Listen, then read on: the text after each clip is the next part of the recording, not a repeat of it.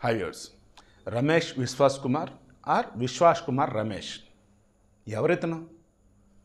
చావు నోట్లో నుంచి బయటపడి నడుచుకుంటూ వచ్చినవాడు. ఆల్రెడీ మీరు వీడియోస్ అన్నీ చూసే ఉంటారు. 11A అతని సీటు, వయసు 40 సంవత్సరాలు.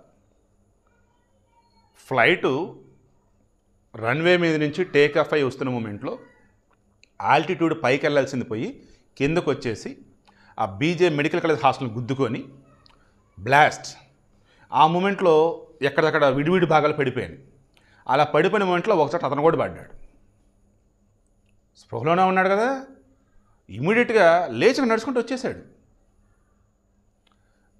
ఓ రకంగా చెప్పాలంటే స్వల్ప గాయాలు. కొంతమంది అపార్ట్మెంట్ నుంచి పడినా సరే చిన్న చిన్న దెబ్బలతో బతికేస్తారు. మా నాన్న చెప్పేవాడు, నేను 2004లో 45 ఫీట్ ఉన్నటువంటి థర్డ్ సీట్ నుంచి నేను పడ్డా, ఓన్లీ చేతులు ఫ్రాక్చర్ అయి బతికేసా. ఇప్పుడు మా నాన్న చెప్పాడు, ఒరే 4 అడుగులు గోడ నుంచి పడి చచ్చిపోయిన వాళ్ళు ఉన్నారా, 45 అడుగులు చెట్టు మించి పడి నువ్వు బతికేవరా, నువ్వు కారణం చేయడివి లేదా మృత్యుంజయుడివి, నీ వల్ల ఈ సమాజానికి ఏదో రాసి పెట్టి ఉందరా అన్నాడు. ఆ తర్వాత మరలా 2 సార్లు యాక్సిడెంట్ లేని నాకు.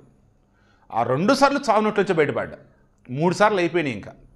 ఇక నాకు సంబంధించి ఆ దేవుడు ఏదైతే ఈ జన్మకు నేను చేయాల్సింది ఉందో దానికోసం ఎఫర్ట్స్ పెడుతున్నాను. ఇప్పుడు ఇదంతా ఎందుకు చెప్పానంటే, ప్రతి మనిషి జీవితంలో అనుకోకుండా కావచ్చు, అనుకోని కావచ్చు, ఏంటో మన దరిద్రం అనుకోవచ్చు, లేదంటే అదృష్టం అనుకోవచ్చు, చావు నోట్లోంచి బయటపడతాం.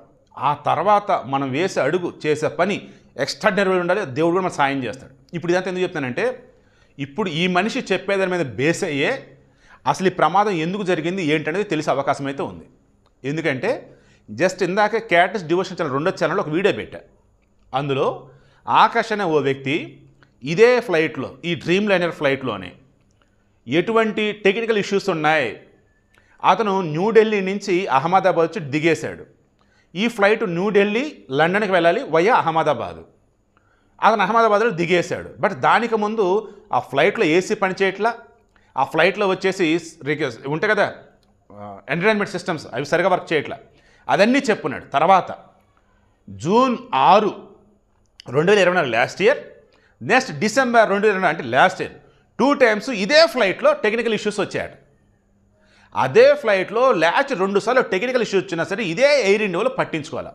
మళ్ళీ డీజీసీఏకి చెప్పినా, ఎయిర్ ఇండియాలో చెప్పినా సరే వాళ్ళు పట్టించుకోలేదంట. అసలు ఎంత దారుణమైన నిర్లక్ష్యం చూడండి. ఇప్పుడు ఇదే ఫ్లైటు టేక్ ఆఫ్ అయినటువంటి 1 మినిట్కి కూలిపోయింది. వెనకాల అటాచ్ చేశానే, టేక్ ఆఫ్ అయింది మధ్యాహ్నం 1:39 4 నిమిషాలు 5 నిమిషాలు అన్నారు ఏది కూలిపోవటం, హార్డ్లీ 1 మినిట్లోనే కూలిపోయింది. అది అంటే 1:40 కూలిపోయింది. అది ఈ అటాచ్ చేసిన వీడియోలో క్లియర్గా ఫ్లైట్ టేక్ ఆఫ్ అవ్వటం, ఆ తర్వాత కూలిపోవటం కూడా మీరు చూడవచ్చు. ఇంకా దీని వెనుక ఏముంది, పైలట్కి తెలిసే టెక్నికల్ ఇష్యూస్ని సాల్వ్ చేయలేకపోయారా, లేదంటే ఏం కాదనుకున్నారా? మొన్న జగన్మోహన్ రెడ్డికి సంబంధించి చాపర్ హెలికాప్టర్లో వస్తే ఆ హెలికాప్టర్లో ఏదో విండ్షీల్డ్ ఎరగొట్టారు, అదేంటంటే ఇంక చాపర్ ఎగరదని చెప్పేసి జగన్మోహన్ రెడ్డిని రోడ్డు మార్గాన బెంగళూరు తరలించారు.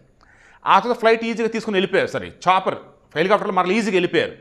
ఏంటయ్యేలా వెళ్ళిపోయారంటే అప్పుడు ఏం చెప్పారు వీళ్ళు, సార్ మాకు కొన్ని బేసికల్గా మేము మూవ్ అవ్వటానికి బేసిక్ ఎక్విప్మెంట్ కొన్ని ఉంటాయి, అవి ఉంటే సరిపోయింది.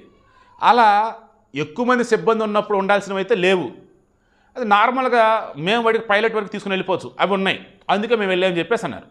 అలా ఇక్కడ ఆవేళ ఏదైనా అనుకుని నేను బయలుదేరితే అనుకుని అవాంతరం మధ్యలో ఎదురయ్యి అలా క్రాష్ అయిందా, లేదు తెలిసి ఆ రకంగా పైలట్ తీసుకెళ్ళాడా, లేదు లోకల్గా అక్కడ ఉన్నటువంటి క్రూ సిబ్బంది ఎవరైనా ఏదైనా తేడా చేస్తారు, ఇవన్నీ తెలిసిన చాలా ఉన్నాయండి. బట్ అంతిమంగా నేను చెప్పేది ఏంటంటే, ఎయిర్ ఇండియా ఫ్లైట్స్లో ప్రాబ్లమ్స్ ఉన్నమాట నిజం. ఈ ఎయిర్ ఇండియాని టాటా వాళ్ళు తీసుకున్న తర్వాత కూడా అదే దరిద్రం కంటిన్యూ అవుతున్నది నిజం. ఈ దరిద్రం మనకు వద్దురవ్వని చెప్పేసి ఆ సెంట్రల్ గవర్నమెంట్ వదిలించుకున్నది ఎందుకు ఇప్పుడైనా అర్థమైందా మీకు? సో మరలా చెప్తే గుర్తుంచుకోండి, మీలో కూడా చాలామంది తక్కువ రేటుకి వస్తుంది కదని చెప్పేసి దేని బట్టి దాన్ని కొంటా ఉంటారు. కొనకండి, ముందు వెనక ఆలోచించుకొని అది మనకు ఉపయోగం ఉందా లేదా, మార్కెట్లో దానికి ఎలా ఉందండి చూసుకున్నాక అప్పుడు ఏదైనా సరే కొనండి. ఇప్పుడు మాత్రం దీని విషయం మాత్రం సమగ్ర విచారణ జరపాలి. అప్పుడే ఈ రిమైనింగ్ ఫ్లైట్స్ అన్నా కొంచెం క్షేమంగా ఉంటాయి.